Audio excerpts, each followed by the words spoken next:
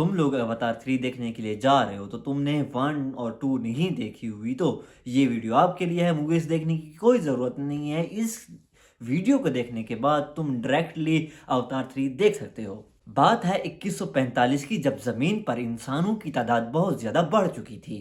तो ये लोग जाते हैं दूसरे प्लेनेट को ढूंढने के लिए जहाँ पर इंसान रह सके, सांस ले सके, और इन्हें मिलता है पेंडोरा नाम का एक प्लेनेट। और ये थोड़ी सी फौज और थोड़े से साइंटिस्ट की एक टीम लेकर जाते हैं और वहां पर ढूंढने की कोशिश करते हैं कि इस प्लेनेट में क्या क्या है। और इन्हें मिलता है एक ऐसा मेटल जिसके 1 किलोग्राम की कीमत अर्थ पर 100 करोड़ डॉलर्स होती है। और यहाँ पर इंसानों की ललच शुरू होती है और इस मूवी की कहानी भी शुरू हो जाती है। और साथ में जो साइंटिस्ट आए थे वो भी अपना काम कर रहे होते हैं। तो यहाँ पर एक कबीला रह रहा होता है जिसका नाम होता है नावी कबीला।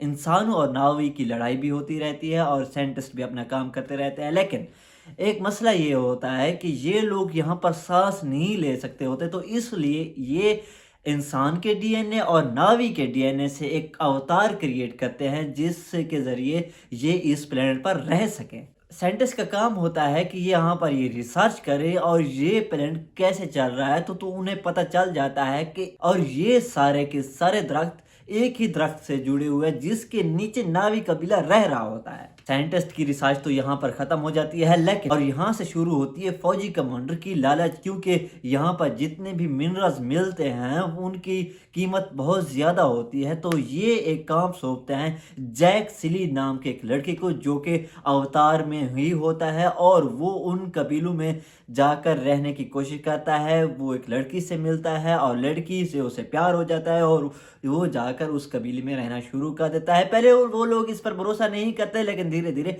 भरोसा क्रिएट कर लेते हैं। लेकिन कमांडर कहता है कि तुम्हारे पास 3 महीने हैं, 3 महीनों के अंदर इस कबीलों को यहाँ से लेकर निकल जाओ किसी दूसरे जगह पर रहने के लिए।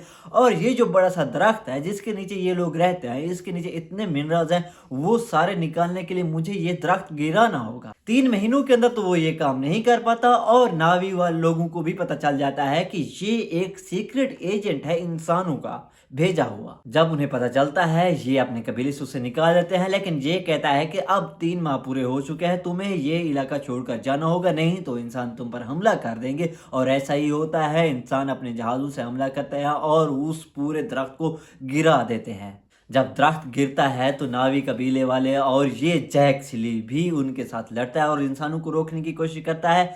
और फिर होती है असल कहानी शुरू, क्योंकि वो कमांडर जैक सिली को उस अवतार से निकाल कर पूछता है कि तू ये क्या कर रहा है, तू मेरा बंदा है। तो जैक सिली उनसे कहता है कि ये यहाँ से नहीं निकलने वाले, तुम्हें अपना काम रोकना होगा। और यहाँ से इन दोनों की भी लड़ाई शुरू हो जाती है। डॉक्टर, साइंटिस्ट और जैक सिली अपना अपना कैबिन लेकर, जिसके अंदर इनके इंसानी शरीर पड़े होते हैं, किसी अनजान जगह पर चले जाते हैं और वहां पर ये नावी लोगों के साथ उनकी मदद भी करते हैं। जब इंसान इन पर हमला करते हैं तो नावी कबीले को ये दूर फेंक देता है और नावी कबीला ये जंग हार रहा होता है। तो जैक सिली एक ऐसा काम करता है, इनका एक ड्रैगन होता है जिसका नाम टोरिक होता है, और अगर किसी ने उस टोरिक की सवारी कर ली तो ये सारे उसको अपना सरदार मान लेते हैं। और जैक सिली उस टोरिक की सवारी करता है, फिर सारे नावी कबीलों को जमा करता है और इंसानों के लिए इंसानों के खिलाफ जंग का ऐलान कर देता है। और धीरे धीरे इंसान ये जंग हारना शुरू कर देते हैं और यहाँ तक कि वो जो बड़ा कमांडर था उसको भी जैक सिली और उसकी बीवी मार देते हैं। और यहाँ पर हमें थोड़ा बहुत इंट्रोडक्शन कराया जाता है उनकी गॉडेस ईव का, जो कि इस पूरे प्लेनेट को चला रही होती है। ईव की कहानी अगले हिस्से में बहुत ज्यादा इंपॉर्टेंट है। खैर, कमांडर मारा जाता है, इंसान जंग हार जाते हैं और वो सभी अपने घर वापस चले जाते हैं अर्थ पर। लेकिन जो अच्छे इंसान होते हैं, जो कि नावी लोगों के साथ मिलजुल कर रहना पसंद कर रहे होते हैं, तो वो उस जगह पर रह जाते हैं। और यहाँ पर पहली फिल्म का द एंड हो जाता है। लेकिन दूसरे पार्ट में हम देखते हैं कि जैक सिली के 3 बच्चे हैं, 2 बेटे 1 बेटी, और तीसरी एक बेटी है जिसको इन्होंने अडॉप्ट किया होता है। और वो उसी साइंटिस्ट की बेटी है जो कि पहले हिस्से के अंदर मर चुकी है और वो उसके अवतार से पैदा होती है। दूसरी तरफ हम जानते हैं कि इंसान दुनिया पर इकलौती ऐसी प्रजाति है जिसको जिस काम से अगर रोक दिया जाए ये वही काम जाकर करेंगे, क्योंकि नावी ने पहले हिस्से में इन्हें बाहर निकाल दिया था अपने प्लेनेट से, तो ये 8 साल बाद वापस आते हैं और सीधा नावी लोगों पर अटैक कर देते हैं।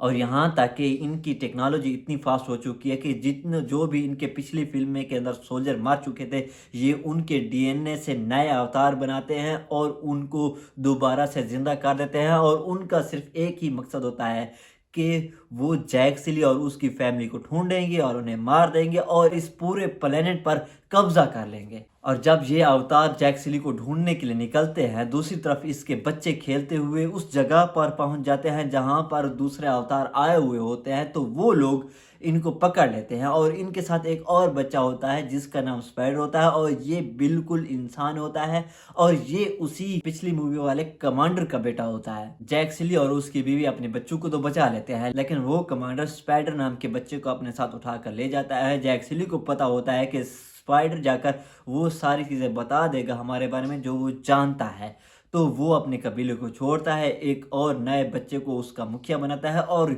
वहाँ से निकल जाता है, क्योंकि उन्हें पता होता है कि इंसान सिर्फ़ और सिर्फ जैक सिली के लिए आएँगे और वो नावी लोगों को कुछ नहीं करेंगे। दूसरी तरफ इंसान स्पाइडर को टॉर्चर करते हैं, लेकिन कमांडर का जो अवतार होता है उसे पता चल जाता है कि ये मेरा बेटा है, तो वो उसे उस पनिशमेंट से बाहर निकालता है और प्यार से पूछताछ करता है, और उसके बाद वो जैक सिली को ढूंढने के लिए निकल जाता है। लेकिन जैक सिली उसे कहीं नहीं मिलता, क्योंकि जैक सिली जंगलों से निकलकर अब समुद्री किनारे वाले कबीलों के साथ रहना शुरू कर देता है। फिर ये मूवी अपने खूबसूरत विजुअल का एक नमूना पेश करती है, जिसमें हम देखते हैं कि इसके बच्चे समंदर में तैरना सीख रहे हैं, समुद्री लोगों के साथ रहना सीख रहे हैं और समंदर के अंदर सांस लेना भी सीख रहे हैं। और दूसरी तरफ वो जो साइंटिस्ट की बच्ची थी उसे ईव के साथ बहुत ज़्यादा लगाव होता है। जब वो समंदर के अंदर चली जाती है तो वो वहाँ के जो पौधे होते हैं समंदर के नीचे उनके साथ जुड़ जाती है, और उसे अपनी माँ का एक मैसेज मिलता है और वो ईव को भी देख सकती होती है। तो ये सारी चीज़ें देखने के बाद वो हो जाती है बेहोश। जब वो बेहोश होती है तो उसे पानी से निकाला जाता है और उसके इलाज के लिए जंगल से डॉक्टरों को दोबारा से मंगवाया जाता है, और वो आते हैं इंसानों के बनाए हुए जहाज़ों पर जिन पर ट्रैकर लगा होता है, और वो कमांडर इस ट्रैकर को ट्रैक कर लेता है कि इस इलाके में हमारा ये जहाज़ क्या कर रहा है। तब वो समुद्री कबीलों से पूछताछ करने लगता है, लेकिन उसे जैक सिली कहीं नहीं मिलता, और वो एक ऐसी मछली का शिकार करना शुरू कर देते हैं जिनके बारे में वो जानते हैं कि अगर इनका शिकार करेंगे तो समुद्री कबीले भी बाहर आएंगे, और यहाँ तक कि जैक सिली खुद भी इनको बचाने के लिए बाहर आ गया। लेकिन जैक सिली को उसकी इस ट्रिक का पता होता है और वो उन समुद्री कबीलों वालों से कहता है कि अपनी जितनी भी मछलियाँ हैं इनसे कहो कि ये कहीं और दूर जा कर रहें, नहीं तो ये लोग इनका शिकार करते रहेंगे। और दूसरी तरफ इसका जो दूसरे नंबर वाला बेटा होता है, इसमें एक तो इंसानी खून और नावी खून दोनों मिले हुए हैं, तो ये किस कदर शरारती होगा या अड़ियल होगा आप इस बात का खुद अंदाज़ा लगा लें। और ये सभी से हटकर दूर कहीं समंदर में एक जगह पर उसी तरह की एक मछली से मिलता है और उससे जुड़ जाता है। उससे जुड़ने के बाद ये जब अपने कबीले में वापस आता है तो उसकी कहानी के बारे में बताता है कि ये अपने कबीले से क्यों अलग रहता है और इसकी क्या वजह है। लेकिन इसके कबीले वाले कहते हैं कि तुम बागी मछली के साथ जुड़ गए थे जिसने अहिंसा का रास्ता अपनाया था, और वो अपनी बात को साबित करने के लिए जब अपने दोस्तों को उसके पास लेकर जाता है तो वो उसे पता चलता है कि उस पर ट्रैकर लगा हुआ है और वो कमांडर इसका शिकार करने के लिए आ रहा है। जब वो उस ट्रैकर को उस पर से निकालते हैं तो फिर से कमांडर उसके बच्चों को ले जाता है, और फिर जैक सिली बाहर निकलता है अपने बच्चों को बचाने के लिए। लेकिन वो कहता है कि अपने बच्चों को बचाने के लिए तुम्हें अकेला आना पड़ेगा। जब जैक सिली पकड़ा जाता है, उसके बच्चे पकड़े जाते हैं, वो उन सबको मारने वाले ही होते हैं, तब वही मछली आती है जिसके साथ जैक सिली का बेटा जुड़ा था। वो आकर उन पर अटैक करना शुरू करती है और जैक सिली और समुद्री कबीले वालों को तब उन पर अटैक करने का मौका मिल जाता है। तब हमें बहुत बड़ी लड़ाई देखने को मिलती है और ये सारे उस लड़ाई को जीत भी रहे होते हैं। तब जैक सिली और उस कमांडर के दरमियान में लड़ाई होती है, और इसी लड़ाई के दौरान जैक सिली के बेटे को गोली लग जाती है। जब बेटे को गोली लगती है तो सभी वहां से निकलने की कोशिश करते हैं, और यहाँ तक कि वो कमांडर बेहोश होकर पानी में गिर जाता है। जैक सिली, उसकी बेटी, उसके बेटे, उसकी बीवी सभी वहां से निकलते हैं और किनारे पर जाते हैं।